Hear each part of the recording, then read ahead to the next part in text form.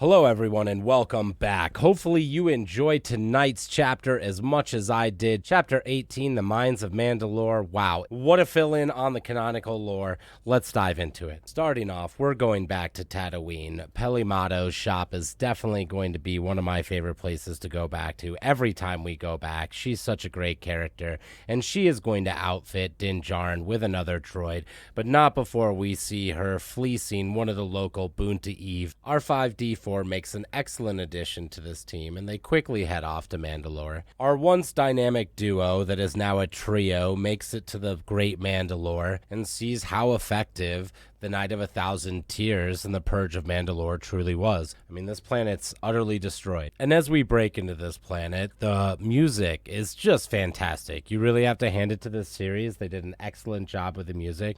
But as we go down, there's signs of life, and the planet actually is livable. It's pretty wild to see that somehow the planet is not the level of poison that Bo-Katan had alluded to. R5 not so bravely goes off to test the atmosphere a little bit more and obviously gets abducted. When Din and Grogu go off to find R5, they almost immediately encounter this three-person party and get into a pretty big battle. And during this, as Din whips out the Darksaber, we can immediately see how heavy it becomes for him. It just weighs him down immediately. It's really hard for him to wield it in a way that's effective in battle, but still, he's able to effectively dispatch these three. However, a little bit farther on in their explorations, they encounter a trap and Din Djarin gets linked up. Right after getting captured, this one-eyed mecha beast quickly injects Din with some go night-night serum, and nighty-night he does go. Eventually, this guy ends up trying to suck him dry, I'm guessing of all of his life juices.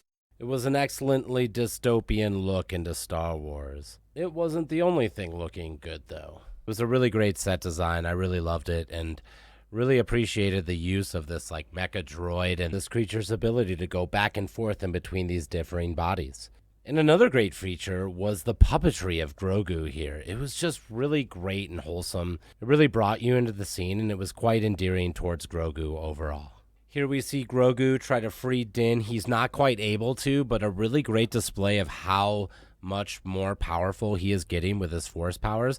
And then also another quick little backflip. Oh man, I just love watching his acrobatics as he leaps through the air. It's reminiscent of those old times when Yoda was getting crazy in the prequels. And thank goodness for the egg being there. He's able to hop into it and escape off. As he's escaping, he picks up a couple more adversaries along the way, but he's able to get out of there and hopefully go recruit the help of Bo-Katan. Unfortunately for Grogu, Bo-Katan is not really feeling that right now. She's still really upset about all of the previous events, but luckily, Grogu's adorable. It's like, how could you ever resist this guy? I mean, come on, look at that face. He's just so cute. Like, of course she's gonna go. And go, Bo-Katan does. She immediately hops in her Comric class fighter ship and takes off to the world of Mandalore. And as her and Grogu descend, we immediately see kind of how much more worthy Bo-Katan is as a ruler. I mean, not only as a ruler, but also as a fighter overall. Bo-Katan is an incredible fighter, and immediately she puts her skills on display, and then quickly remarks to Grogu that his dad isn't the only Mandalorian. It's just an excellent scene and really shows how effective she is as a leader. As we venture deeper in and encounter the Mecha Beast, Bo-Katan is forced into a couple of battles with this beast.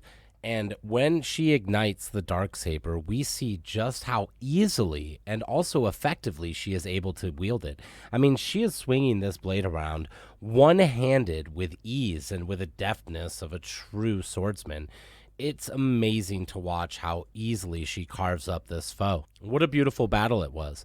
And it was great to watch Bo-Katan really step into using the Darksaber again, as she seemed to be truly afraid to step into that role of leadership, but also wielding the Darksaber. Seemingly, the episode could have really just ended there. It was just so fantastic. But it's a 42-minute long episode, and we went on even farther. It's really excellent to watch these two bond over campfire stories. But Din is truly focused on going and bathing in the living waters in the Mines of Mandalore, so they continue on.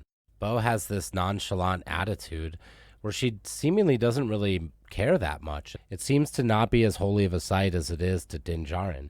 It's just almost like she's been there, done that, and she's done with it.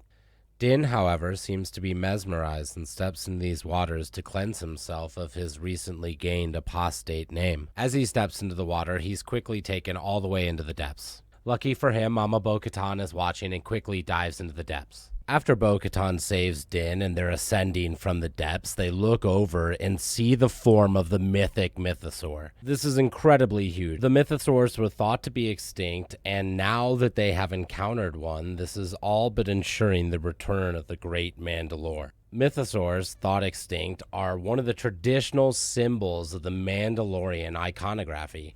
Mandalorian armor is usually distinctively bearing this symbol, and the creature shared its name also with a Mythosaur axe, like a weapon that the Mandalorians used to use. I mean, this creature is woven into the fabric of Mandalorian society. Fantastic. Overall, an excellent episode, and it will be interesting moving forward to see who assumes the throne of Mandalore. After tonight's episode, it's easy to see why Bo-Katan would be such a worthy candidate. I mean, she really crushed it. Anyways, tell me what you think down in the comments below, and please remember to smash that like and subscribe button. We'll catch you on the next one. Kisses.